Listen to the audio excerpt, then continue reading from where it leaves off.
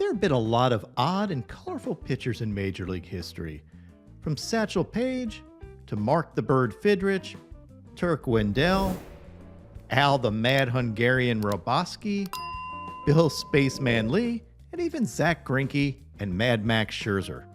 There's something about standing on a small hill in front of tens of thousands of people that brings out the pure crazy in folks, or maybe just attracts madmen. Of all these larger-than-life, colorful figures, there is one pitcher that rises above them all in terms of pure insanity. That man is Hall of Famer Rube Waddell. You may not have heard of this mad king before, but by the time I'm done with this video, you're gonna agree he was in a class by himself. Before we go over some of Rube's antics, I'm gonna give you some background on Rube's pitching career, because he was one of baseball's first great pitchers, an absolute fireballer who rightfully belongs in the Hall of Fame. When he was young, Rube honed his throwing ability by throwing rocks at crows to keep them from eating seeds on his farm. And what throwing ability it was. Rube wasn't much of a student, but still got a scholarship to Volland College, where he didn't go to class, but got paid in free chewing tobacco and $1 a game. And he was a demon on the bump. He averaged 15 strikeouts per 7 innings. He had a wicked curveball and an overpowering fastball. In fact, his stuff was so dominant that he often called his outfielders off the field because he didn't need them. He was going to strike out the side. And he often did. College hitters were no match for Rube Waddell. In fact, Rube was so dominant that the Volland team didn't lose. Well, except for this one time where the town of Mercer kidnapped him at gunpoint to prevent him from pitching for Volland. And instead, Rube pitched for the Mercer town team. Of course, the Mercer team won, and Rube got $1 for his efforts. Imagine being such a good pitcher that you get kidnapped at gunpoint to not pitch. And this probably isn't in the top 10 of Rube's stories. Anyway, Waddell went on to have an illustrious major league career and was undoubtedly one of the top pitchers of his era. Rube was way before his time in terms of strikeouts. From 1900 to 1908, other than 1901, he led the major leagues in strikeouts per 9 each year.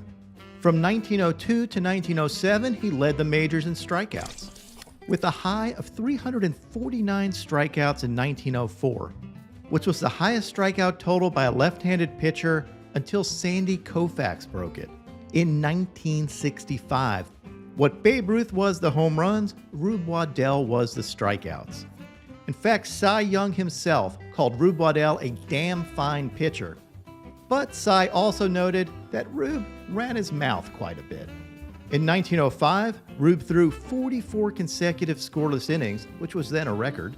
His career 2.16 ERA is 11th all-time in baseball history. He had a career 50 shutouts, which is 19th all-time in baseball history. He had a career whip of 1.102, which is 26th all-time.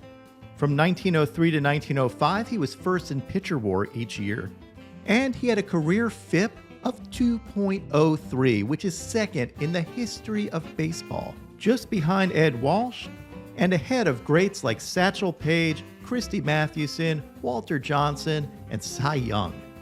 In 1908, Rube struck out 16 hitters in a game against Philadelphia, then a record, and that stood for 30 years. Before games, Rube would pour ice water on his arm. Not after games, before games, because he said he threw so hard that if he didn't cool his arm down, he would burn up the catcher's mitt.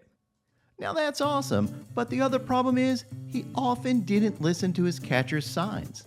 In fact, one time he threw an amazing 12 wild pitches in 2 innings because his catcher refused to catch the ball unless Rube followed the signs he was putting down. After a while, Rube got the hint and started listening to his catcher. An absolutely legendary fireballer. And despite being one of the greatest pitchers of all time, he is much better known for being maybe the most insane, colorful player in the history of the game. And I'm going to give you some of these amazing stories. Some of them I found myself looking back through old newspaper articles, and others come from a book Rube Waddell, The Zany, Brilliant Life of a Strikeout Artist, which you should get if you want to find some more stories of this amazing character. Perhaps nothing sums up Rube's life better than the day he was born and the day he died.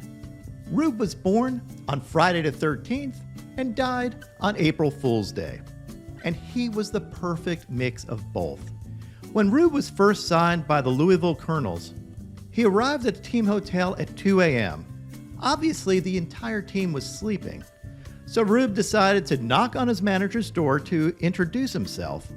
The team was on a road trip, not playing all that well, and his manager, Fred Clark, was in a bad mood. So you can imagine being woken up by this odd bird would piss his manager off even more. When he answered the door, Fred Clark told Rube to go F himself because he wanted to go back to sleep.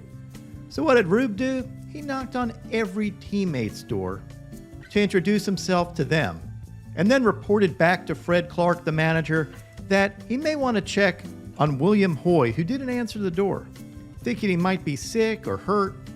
But little did Rube know that William Hoy was a deaf mute who went by the nickname Dummy Hoy because his teammates clearly were not politically correct. Throughout his life, Rube had an amazing fascination with fire trucks. This started early in life. When he was 3 years old, his father noticed that he had disappeared and went to the local fire station only to find Rube sleeping on the floor. When his dad asked the fire chief, "What's he doing here?" he responded, "I think he likes it here." And no truer words have ever been spoken. Rube would often leave baseball games to go fight fires as he saw fire trucks ride by. Yep, in the middle of a baseball game. In fact, he took to wearing a red undershirt underneath his uniform so he could rip off his uniform and go fight a fire, all at a moment's notice. And this came in handy because at one game that Rube played in, they used a mattress behind home plate as a backstop, and it caught on fire, probably from someone's cigarettes in the stands. Rube swooped down, grabbed the mattress, drug it into the middle of the field, and let it burn out safely. The man was a hero. Rube was such an heroic figure that at one point he jumped off a ferry to try to save a woman in the Delaware River, thinking she was drowning. He jumped in, swam all the way over to this woman, thinking he was going to save her just in the nick of time, and then realized it was no woman. He was actually saving a log floating in the river. Well, it's the thought that counts. In 1906, Rube helped save a black man's house that was on fire.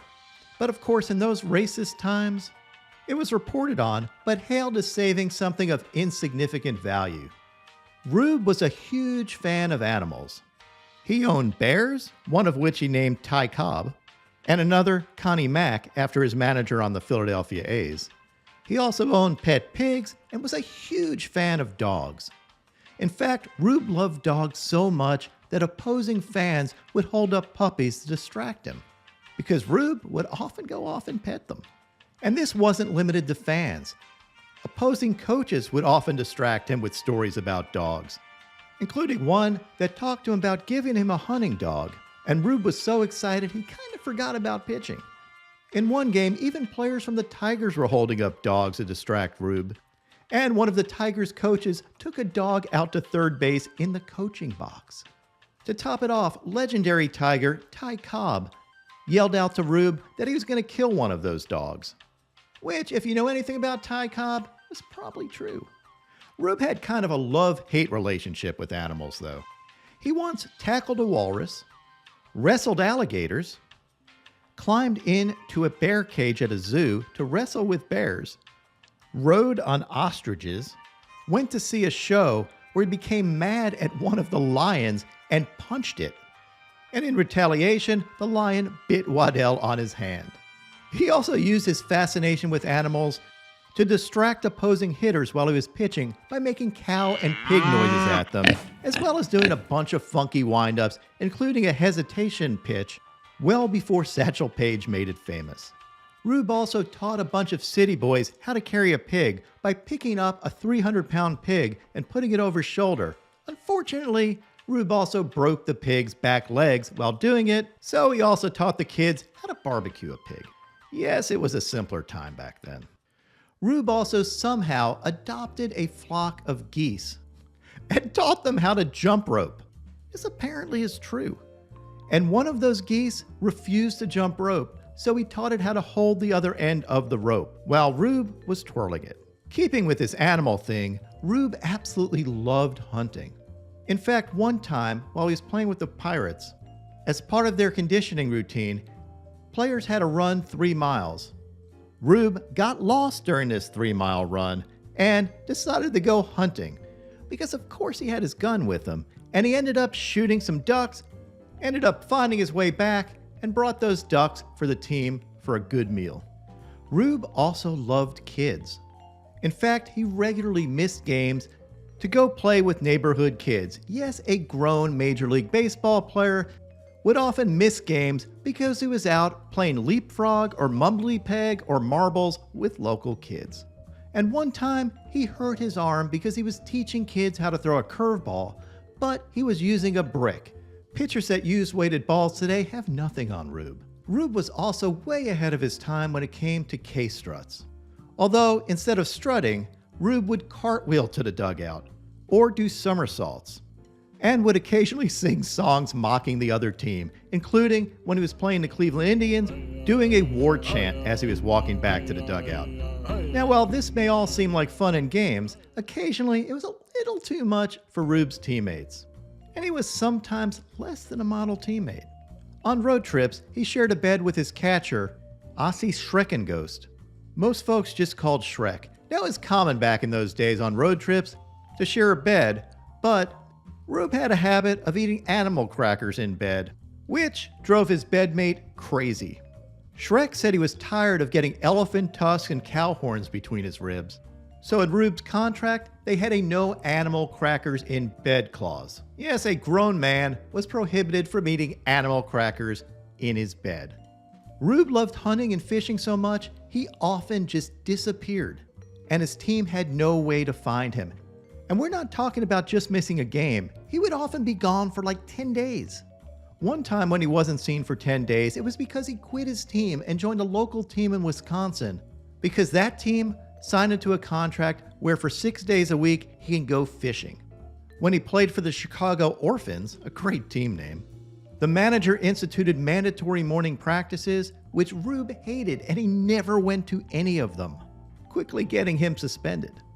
Another time when he was playing for the Philadelphia A's, he disappeared and his team couldn't find him. That wasn't until there was a fire by the team hotel and the A's all came out to look. And who was on one of those fire trucks? Well, none other than Rube Waddell. Rube hated practices so much that Connie Mack, his manager, had to come up with ploys to keep him at practice. At one point, Mack made Waddell captain of the balls, a great title, so that players had to get baseballs from him, which kept Rube involved. Rube thought it was really cool until he realized he also had to chase balls down when they were hit foul, and Rube hated running. But Connie Mack did this on purpose in order to keep Rube in shape. What a brilliant managerial move.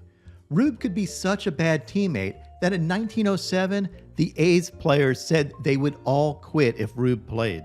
And despite being a really talented pitcher, the A's were forced to sell him to the St. Louis Browns for $5,000.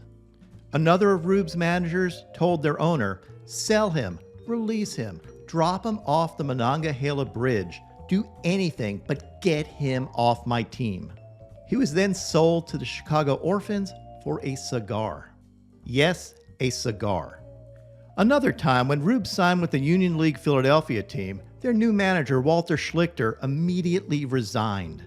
Then on that same team, on Saturday, May 23rd, that club was supposed to play a team from Paterson, New Jersey. 3,000 people came up to see Rube pitch, but no Rube. Rube hadn't forgotten to play.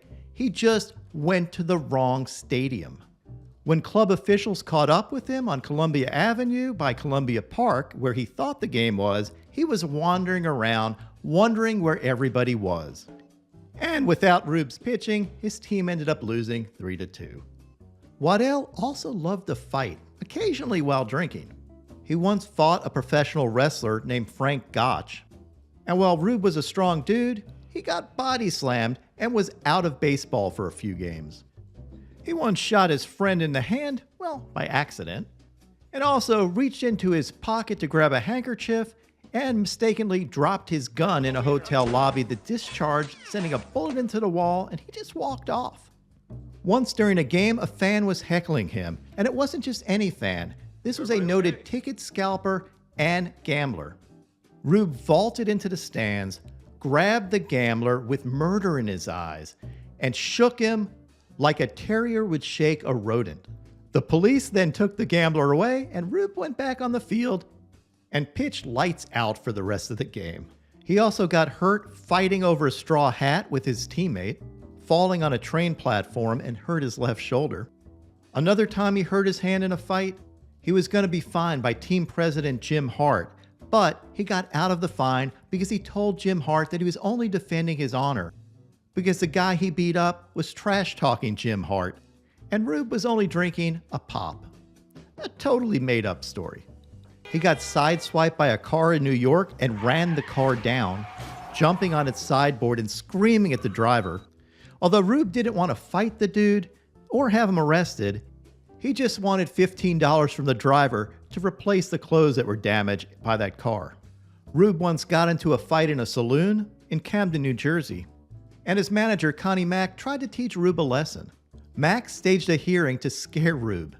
He got a police lieutenant to play a magistrate judge, and they brought in the guy that he had a fight with, except Connie Mack had this guy virtually mummified in bandages, and the lieutenant, who was playing the magistrate judge, placed him under a $300 bond and a threat of 6 months in jail if he misbehaved again. Another brilliant move by Connie Mack. And Rube behaved for about a month after that.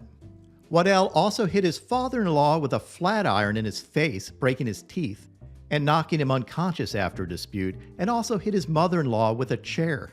Rube was also a ladies' man, but was a bit of a domestic abuser. In fact, he once took his wife of only 3 months and spun her on her head like a top, and then punched her because she wasn't spinning fast enough. What the literal f***? He also was married many times and sometimes forgot he was married, becoming married to 2 women at the same time, and was going to be sued for bigamy. He once put an ad in the papers to try to find himself a woman to date, described himself as having an easygoing disposition, a splendid physique, has a bear hug which would make any woman happy, and, when not under the influence of sinister forces, is docile and affectionate. His only requirements were that the woman be unkissed and unhugged, and that girls who have spooned with other fellows were specifically not allowed. He also specifically said that no woman who wears half or a whole set of false teeth will be accepted. Bridges and other said fillings would not be objected to. And the age he was looking for was anywhere from 14 to 40. Rube would have been great on Tinder. When Rube was 33, he married a 19-year-old woman and lied about his age, saying he was 31. No idea why that mattered, but to Rube it did. Or equally probably, Rube was drunk and forgot how old he was.